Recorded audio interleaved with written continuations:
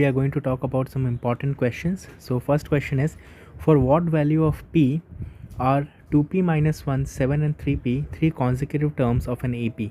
ठीक है, हमें बेसिकली इस क्वेश्चन में करना क्या है, हमें वो वैल्यू ढूंढनी है p की जिससे हमारा जो टर्म 1 है that is 2p minus 1, term 2 या फिर उसे हम A2 भी कह सकते हैं,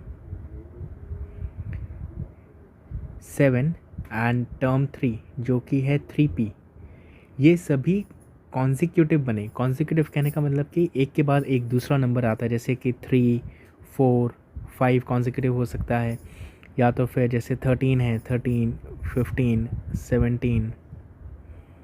ओके, कॉमन डिफरेंस के बाद कोई भी नंबर हो जो कि कॉमन डिफरेंस को फॉलो करे। जैसे यहाँ पे कॉमन डिफरेंस 2 फॉलो हो रहा है, यहाँ पे कॉमन डिफरेंस 1 फॉलो हो रहा है।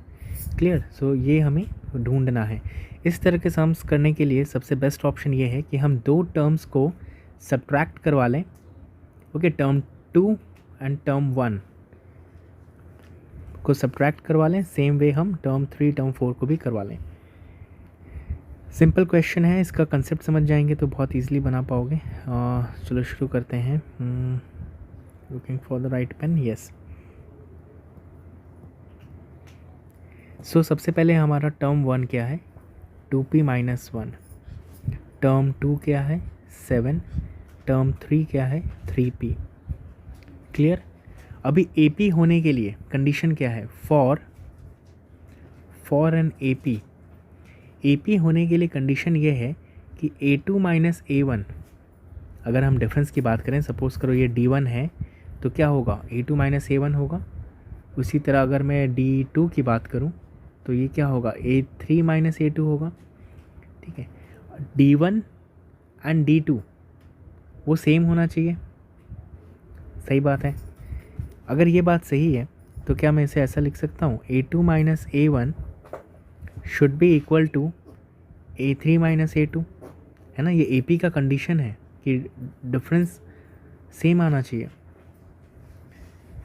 तो 7 minus 2p minus 1, A3 is 3p and this is 7.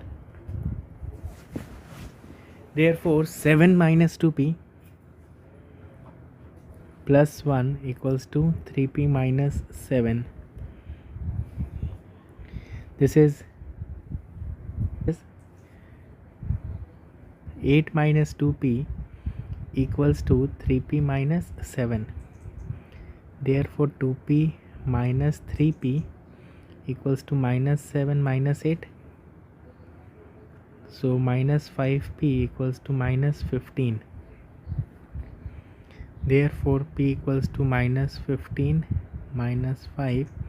It comes out to be 3. Okay, so value of p comes out to be 3. Now this is just for our verification, our understanding. Value रख के देखते हैं consecutive numbers कौन कौन से आए। First term क्या था हमारा, A1, this is for understanding. Okay, यह हमारे अंडरस्टैंडिंग के लिए है। A1 क्या है, 2p माइनस 1, A2 7 है और A3 है 3p।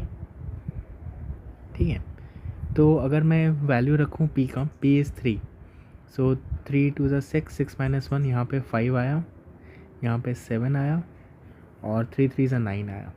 तो देख सकते हो यहाँ पे जैसे 5, 7 और 9 ये क्या है, ये कॉन्जिक्यूटिव नंबर्स हैं जहाँ पे डिफरेंस 2 है। Clear?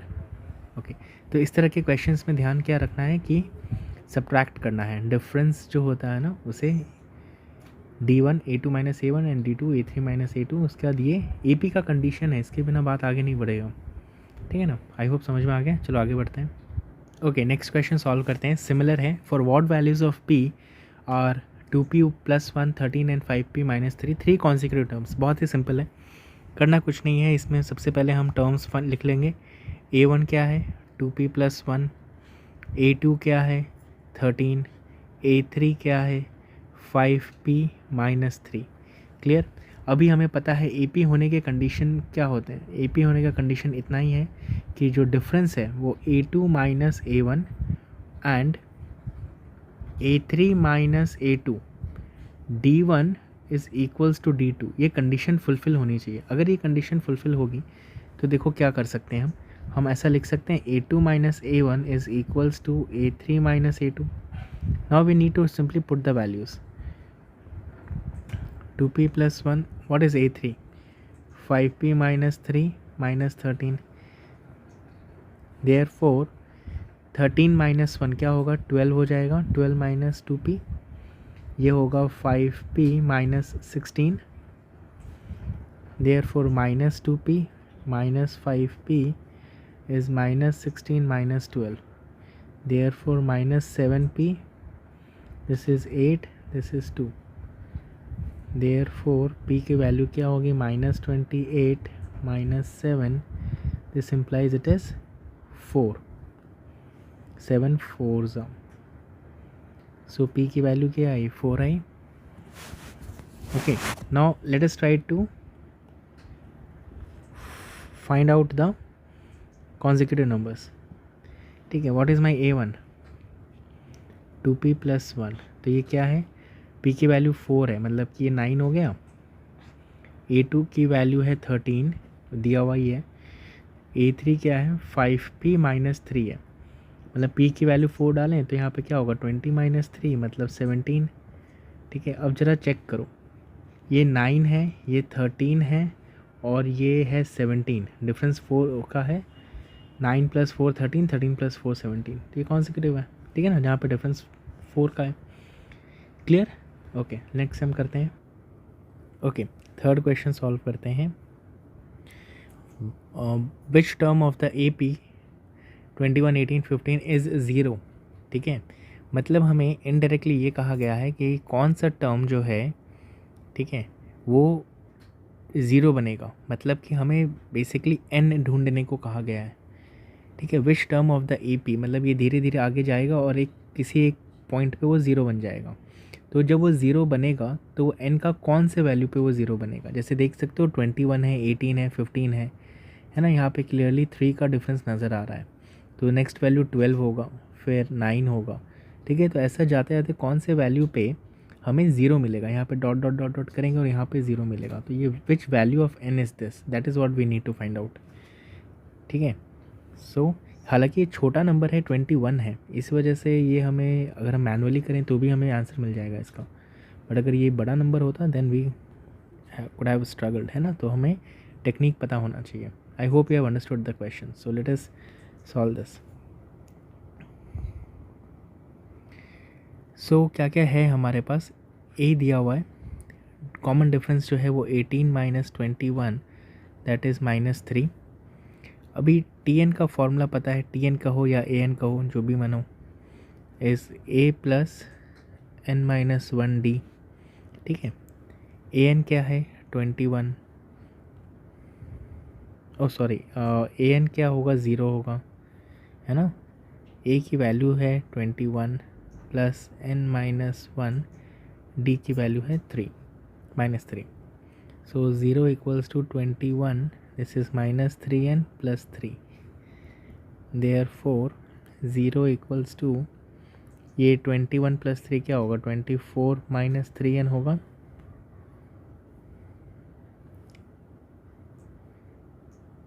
Therefore 3n equals to 24 and n equals to 24 by 3, therefore n equals to 8। Clear? अभी मन हो तो खुद ही करके एक बार देख लो अपने वेरिफिकेशन पर्पज़ के लिए। ठीक है, नथिंग एल्स।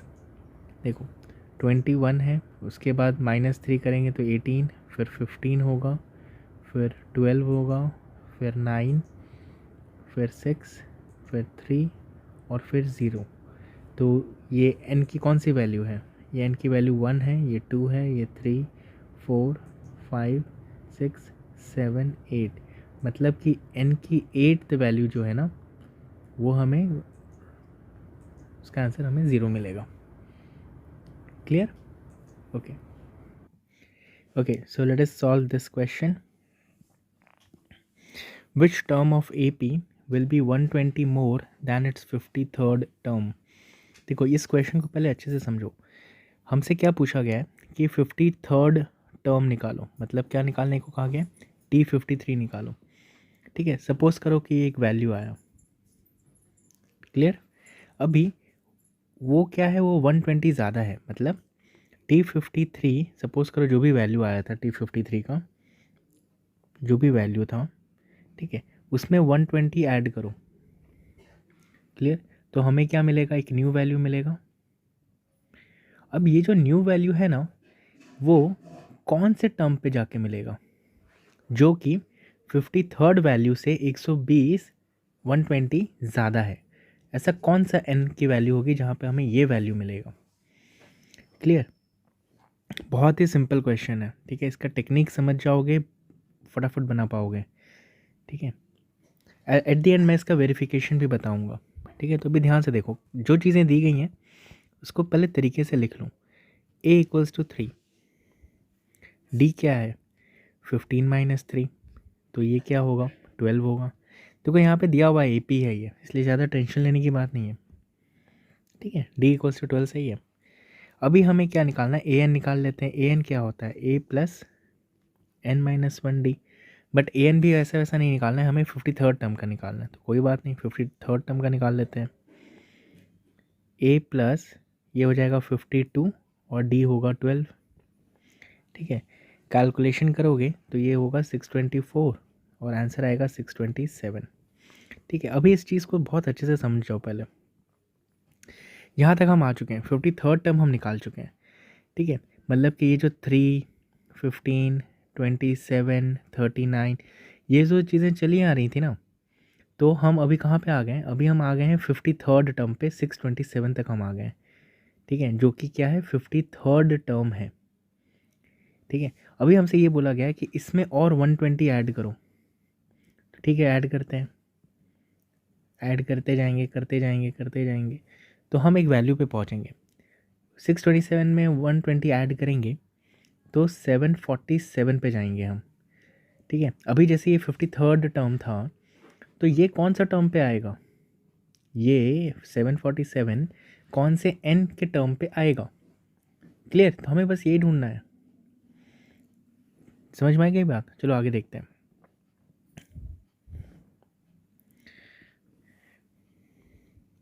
सो T53 में 120 ऐड करना है। सो दिस इज़ व्हाट 627 था हमारे पास, जो वैल्यू मिला था उसमें 120 हमने ऐड किया, तो 747 पे हम आए। अभी हमें क्या करना है, n की वैल्यू ढूंढनी है, ठीक है। तो n की वैल्यू क्या होगा, Tn = 747, ठीक है ना। हमें यहीं पे तो जाना है, Tn = 747 तक ही तो जाना है। Tn की वैल्यू क्या होती है, a + n - 1d = 747, सही जा रहे हैं। अब a की वैल्यू क्या है 3, n हमें ढूंढना है कि वो कौन से पोजीशन पे जाके 747 हमें मिलेगा। d क्या है, d है 12, 747, ये 12 मैंने थोड़ा अलग से लिख दिया, इसको ठीक से लिख लेते हैं 12। इसे कैलकुलेट करते हैं। सो ये होगा 12n - 12, मैं 3 को इस तरफ ले जा रहा हूँ, ठीक है ना। सो 747 - 3 हो जाएगा, ये क्या होगा 12n = 743 + 12, सो 12n = सॉरी यहाँ पे गलती हो गई है, ये हो जाएगा 744 हो जाएगा। So this is 6 756, okay. Therefore n = 756/12, therefore n = 63। मतलब कि ये जो पोजीशन है ना जहाँ पे 747 मिलने वाला है, ये और कोई पोजीशन नहीं है, ये कौन सा पोजीशन है, ये 63rd टर्म पे हमें 747 मिल जाएगा, ठीक है। अगर चेक करना है तो चलो चेक भी करते हैं ना, जिससे कंसेप्ट हमारा क्लियर हो जाए, ठीक है। 627 ये सिर्फ हम वेरिफिकेशन पर्पज़ से कर रहे हैं, है ना, कि कोई भी मन में डाउट ना रहे। 627 है, इसके बाद का नंबर क्या होगा, कॉमन डिफरेंस हमें पता है 12 है, तो इसके बाद का जो डिफरेंस होगा वो होगा 639, ठीक है। फिर होगा 651, 663, 675, 687, 699, 711, 723, 735 एंड 747, ठीक है। तो अब जब काउंटिंग शुरू करो, ये 53rd टर्म था, तो ये क्या होगा 54, ये होगा 55th टर्म, 56, 57, 58, 59, 60, 61, 62, 63rd आ गया 63rd टर्म पे। अब हमारा आंसर भी वही आया है ना, n = 63। आई होप ये अच्छे से समझ में आ गया है, कन्फ्यूजन नहीं होना चाहिए। इस तरह के क्वेश्चंस बहुत सिंपल होते हैं, पढ़ते वक्त थोड़ा कन्फ्यूजन हो सकता है बट कंसेप्ट पकड़ के रखना है, ठीक है। स्टेटमेंट लिख लेते हैं। Thus the 63rd term of the given AP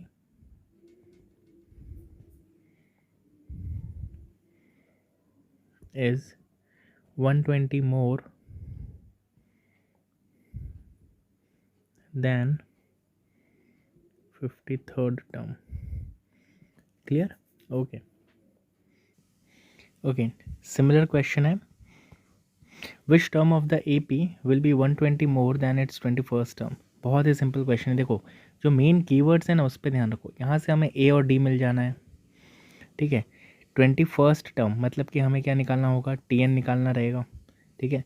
अब हमसे ये पूछा गया है कि कौन सा AP 120 ज़्यादा रहेगा, ठीक है। तो TN जो है इसकी जो भी वैल्यू आई, ठीक है, इसमें हम क्या करेंगे 120 ऐड कर देंगे। उसके बाद 120 ऐड करने के बाद जो न्यू वैल्यू हमें मिलेगा, इसका n का पोजीशन क्या होगा, बस यही ढूंढना है, लास्ट सम की तरह ही है, ठीक है। तो जो चीज़ें गिवन है ना उसको एकदम पकड़ के रखो, ठीक है, उसी से हमें आंसर मिलना है। सो A क्या है 4 है, D क्या है 12 - 4 है, मतलब क्या 8 है, ठीक है। TN मानो या AN मानो इक्वल्स टू A + n-1D होता है। हमें क्या ढूंढने को कहा गया है, A21 कहा गया है, कोई बात नहीं, ये हो जाएगा 20 × D, ठीक है। तो यहाँ पे क्या हो जाएगा 160 हो जाएगा, तो ये हो जाएगा 164, बहुत अच्छी बात है। सो A21 क्या हुआ 164 आया है। अब इसमें क्या बोला गया है कि विल बी 120 मोर, है ना। तो जो रिक्वायर्ड टर्म जो है हमारे पास, ठीक है, जो रिक्वायर्ड nth टर्म है, ठीक है, जो रिक्वायर्ड nth टर्म है वो कैसा होना चाहिए, वो A21 का जो वैल्यू है दैट मीन्स 164 में और 120 ऐड कर दो, ठीक है, तो वो हमें वैल्यू चाहिए। तो nth टर्म क्या रहता है, nth टर्म मतलब क्या an, है ना। तो an का फॉर्मूला क्या रहता है, A + n-1D होता है।